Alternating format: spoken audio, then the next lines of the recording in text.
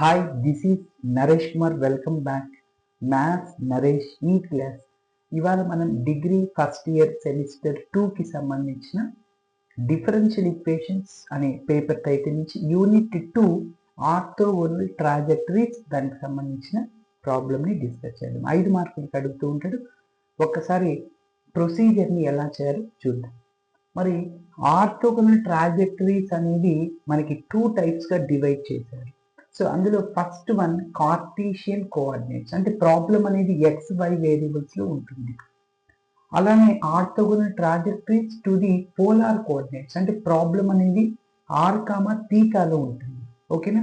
ఇప్పుడు మీరు అబ్జర్వ్ చేస్తే find the orthogonal trajectories of the family of curves x⁻1/3 plus y⁻1/3 is equal to C1, where C1 is the parameter.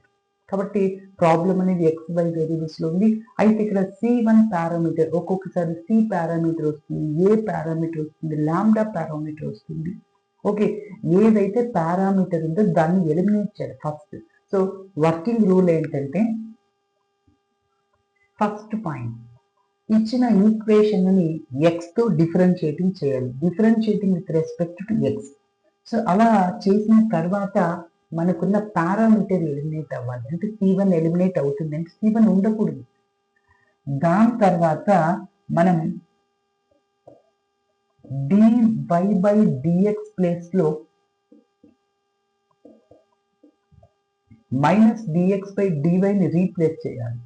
So దాని తర్వాత వేరియబుల్ని separate చేసి integration చేయాలి.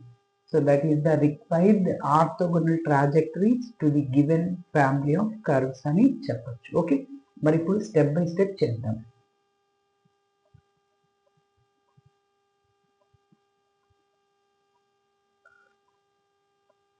So first given family of curves రాస్తున్నాను.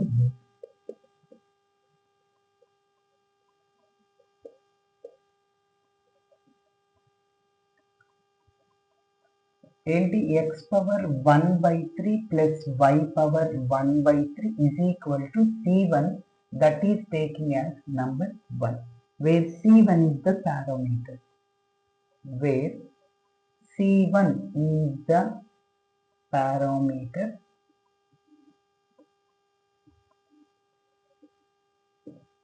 Okay, so ఇప్పుడు మనము x తో differentiating చేయాలి.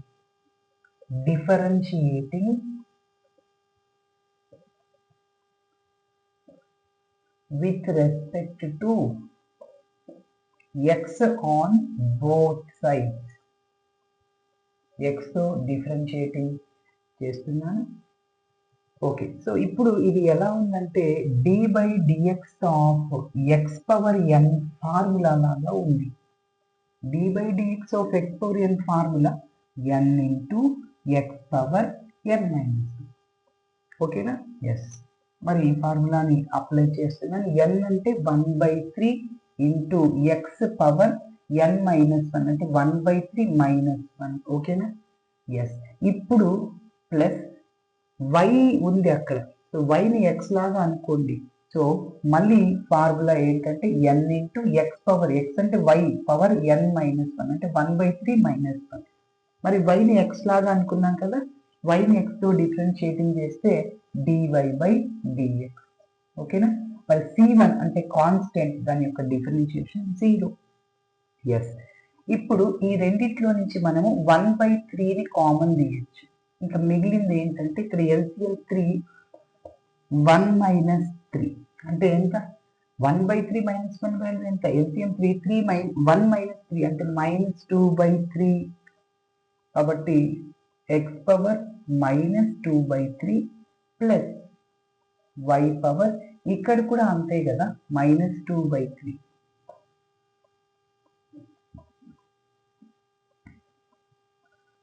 -2/3. ఓకే, సో ఇప్పుడు ఇంకా పక్కనే dy/dx ఉంటుంది, దట్ ఈస్ 0.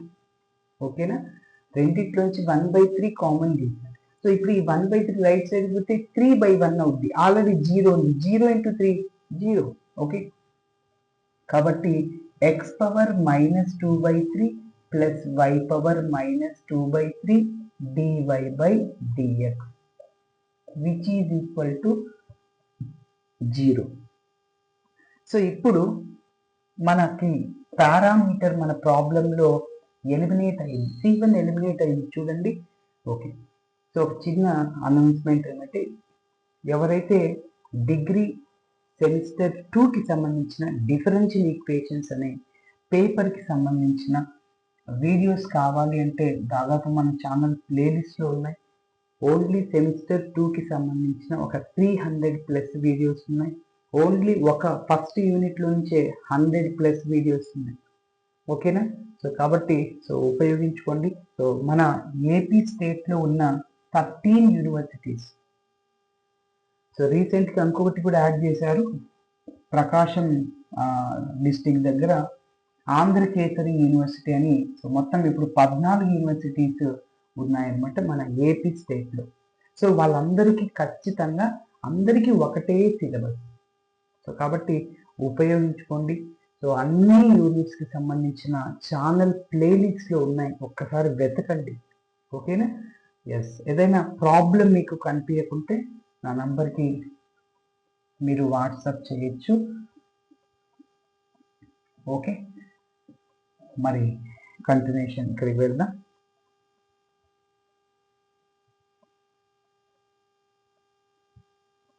సరే, so this is free from the parameter C1. C1 అనే పారామీటర్ లేదు. ఎస్, ఇప్పుడు నెక్స్ట్ పాయింట్ ఏంటంటే dy/dx ప్లేస్లో -dx/dyని రీప్లేస్ చేయాలి. ఓకేనా?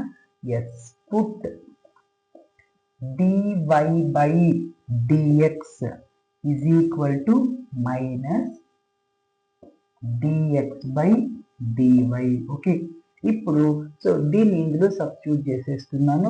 2 implies x⁻−2/3 plus y⁻−2/3 dy/dx అంటే -dx/dy which is equal to 0. First ఎక్స్తో డిఫరెన్షియేటింగ్ చేశాను, సో పారామీటర్ని ఎలిమినేట్ చేశాను, dy/dx ప్లస్ -dx/dy చేశాను. ఇప్పుడు వేరియబుల్ని సపరేట్ చేసి ఇంటిగ్రేషన్ చేయాలి. వేరియబుల్ని సపరేట్ చేయడం అంటే ఎక్స్ పక్కన dx ఉండాలి, అప్పుడు మాత్రమే ఇంటిగ్రేషన్ చేయగలుగుతాం. y పక్కన dy ఉండాలి, అప్పుడు ఇంటిగ్రేషన్ చేయగలుగుతాం. y వేరియబుల్ ఏదైనా ఉండదు, వీటి పక్కన dy ఉండాలి. y పక్కన x ఉండకూడదు, x పక్కన y ఉండకూడదు, అప్పుడు we can't integrate. So integration చేయలేము మనం. Okay, yes. So plus into minus minus అవుతుంది కదా. ఎస్, ఈ టర్మ్ అంతా చూడండి, ఇంకొక స్టెప్ రాస్తాను. x⁻−2/3 plus into minus minus y⁻−2/3 into dx/dy which is equal to 0. ఓకేనా? సరే, ఇప్పుడు ఈ మైనస్ టర్మ్ అటు సైడ్ అయితే ప్లస్ అయిపోతుంది.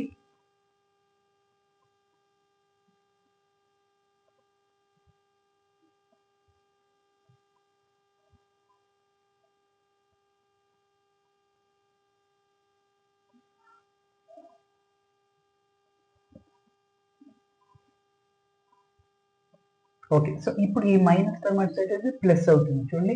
So y⁻−2/3 dx/dy is equal to, okay ఇది ఇలానే ఉంది, x⁻−2/3. ఇప్పుడు వేరియబుల్స్ ని సపరేట్ చేయాలి. ఇక్కడ dx ఉంది, dx dy అట్లనే ఉండనివ్వండి. ఇక్కడ dx ఉందిగా, ఎస్ ఇదంతా ఉండకూడదు, పక్కన x వేరియబుల్ ఉండాలి. ఈ టర్మ్ మల్టిప్లైర్ ఉంది, రైట్ లెఫ్ట్ సైడ్ పోనివ్వండి. ఏమవుతుంది? డివైడ్ అవుతుంది. అంటే dx/x⁻−2/3. ఓకేనా? ఎస్, ఇక్కడ y మల్టిప్లైర్ ఉంది, డివైడ్ అవుతుంది. dy డివిజన్ ఉంది, మల్టిప్లైర్ అవుతుంది. So dy/y⁻−2/3. ఓకేనా? ఇప్పుడు చూడండి 1/x ఇన్వర్స్, దీన్ని ఏం రాయొచ్చు? x రాసేయచ్చు. న్యూమరేటర్కి వెళ్తే ఏమవుతుంది? మైనస్ ప్లస్ అయిపోతుంది. 1/a⁻−n ఈజ్ ఈక్వల్ టు ఏమవుతుంది? a⁻n. 8th క్లాస్లో ఎక్స్పోనెంట్స్ అండ్ పవర్స్ అనే చాప్టర్లో డిస్కస్ చేసి. ఓకే, సో కాబట్టి మైనస్ ప్లస్ అయిపోతుంది. So x⁻2/3 dx y⁻+2/3 dx. Okay, dy ఉందిగా. ఇప్పుడు ఇంటిగ్రేషన్ చేద్దాం.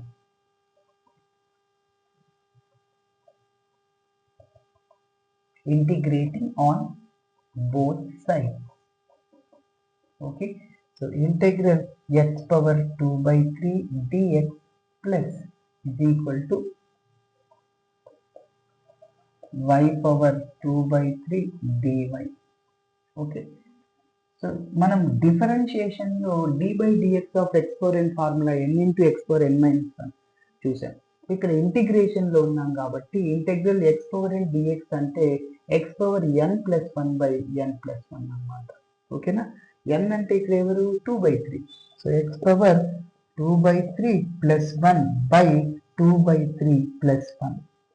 Okay, is equal to same దీని కూడా అదే formula y power 2 by 3 plus 1 divided by 2 by 3 plus 1 plus ఇక్కడ ఆల్రెడీ c1 ఉంది కాబట్టి మీరు c అనే ఆర్బిటరీ కాన్స్టెంట్ తీసుకోండి. సో ఇక్కడ దీన్ని నేను 2 by 3 ప్లస్ 1 రాస్తున్నాను. c is very small value కాబట్టి మన కన్వీనియన్స్ కోసం ఇక్కడ డినామినేటర్ లో LCM 3 2 ప్లస్ 3 అంటే 5 by 3 అన్ని క్యాన్సిల్ అయిపోతాయి. అందుకోసం ఇక్కడ 2 by 3 ప్లస్ 1 గా రాస్తున్నాను. ఓకే,